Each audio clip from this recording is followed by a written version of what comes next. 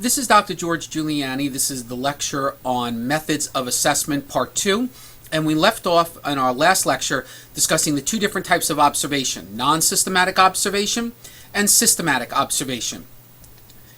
Now, one of the types of non-systematic observation that I want to address with you is called anecdotal recording. An anecdotal recording is simply where the observer describes the incidents or the behaviors observed in a particular setting in very concrete narrative terms. And the idea here in anecdotal recording is that you don't draw your opinions or inferences or feelings on things. You simply record what is going on.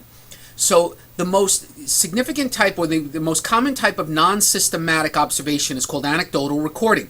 And this is where you go in and you record what happens, what is going on in that classroom when you watch the student. And this type of recording allows insight into cause and effect by detailing what occurred before a behavior took place, the behavior itself, and then the consequences or events that occurred after the behavior. An anecdotal recording allows us to look at what we call the ABCs. In psychology, it's called the ABCs, where the A is the antecedent, what happened before the behavior occurred, the B is the behavior, what happened, and C was what was the consequence. So let's say we had a child who starts a fight with another child in the classroom. Okay, what we want to look at is, okay, well, we know the child had a fight with this kid, but what happened before that child got into the fight, and then what were the consequences after the child got into the fight? So maybe the child who got into the fight was being picked on. Maybe the child who got into the fight was asked to read aloud in class and got very nervous because that child had dyslexia, and the other child made fun of him. And then the consequence was to go down to the principal's office. What we need to do is always look at what happened, but also what happened before the behavior occurred and what happened after the behavior occurred. An anecdotal recording allows us to do that. We just simply sit and record what is going on, and then we look for what happened before the behavior, and we look at what happened after the behavior. And that is known again as the ABCs under non-systematic observation, anecdotal recording. Now, the two types of systematic observation that I want you to understand are called event recording and duration recording. Event recording and duration recording.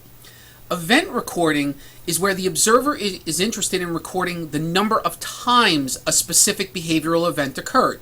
For example, how many times did a student get out of his or her seat? Or how many times the student gets up to get a drink of water?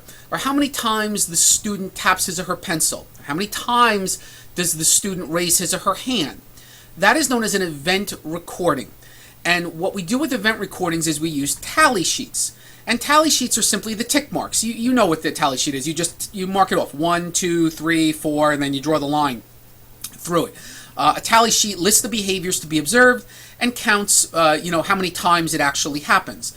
And this is important so that when you go into a committee on special education meeting or some type of IEP meeting, you can report to others and parents, hey, look, Billy, during the course of the day, he raised his hand out of turn 16 times over the course of the day. So event recording, again, is where the observer is interested in recording the number of times a specific behavior occurs. Now, this differs from duration recording. In duration recording, we need a watch or a clock because we're interested in how long a student does something. How long does something occur? So we're looking at how long does Sally talk to other people? When Billy taps his pencil, how long does he do it for? 30 seconds, 45 seconds? If we want to look at Billy rocking in his seat and we want to know when he starts rocking in his seat, how long does he do it for? That's duration recording. So again, event recording looks at the number of times a child does something, while duration recording looks for the length of time, how long the child does it for. Now, when we talk about observations, there are many advantages and disadvantages. The most significant advantage of an observation is you get to see spontaneous behavior. You get to see things as they really occur. How does it actually happen? You're watching it in the natural environment, and whatever happens, happens. But the disadvantage of an observation is that you have no control over the situation. So if you're looking for a specific thing to occur and it doesn't happen, then there's a disadvantage because you're looking for specific behavior, and then you may have to come back and observe again and again and again until you actually see what it is you're looking for. And the other disadvantage you have to be aware of as a professional is observer bias. You have to be careful of your own observer bias. An observer bias can be especially true if a student comes from a background that is different than your background. And in such cases, it's really important that the observer has an understanding of and understands the student's culture and language group. Because if you have a general impression of a student and how he or her rates that student in regards to specific characteristic, the data can be very, very misleading. So always be very careful of your own observer bias because of where you come from or what you believe are appropriate cultural behaviors where it might be different in a different type of culture. Finally, when we're talking about observations, there's the term ecological assessment. And when you observe a child in many different environments, if you observe a child in the classroom, you observe a child on the playground, you observe a child, in music class, and you observe a child in lunch. When you observe a child in many different environments, we call that an ecological assessment. So if you see on a report an ecological assessment was performed, that is simply telling you that the child was observed in many different environments. Ecological assessment, by definition, involves directly observing and assessing the child in the many environments in which he or she routinely operates.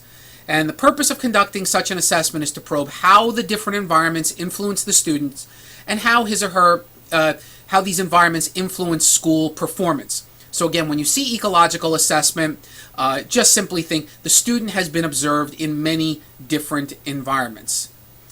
And that will end part 2 of our lecture on methods of assessment. We'll go to part 3 to start discussing interviews.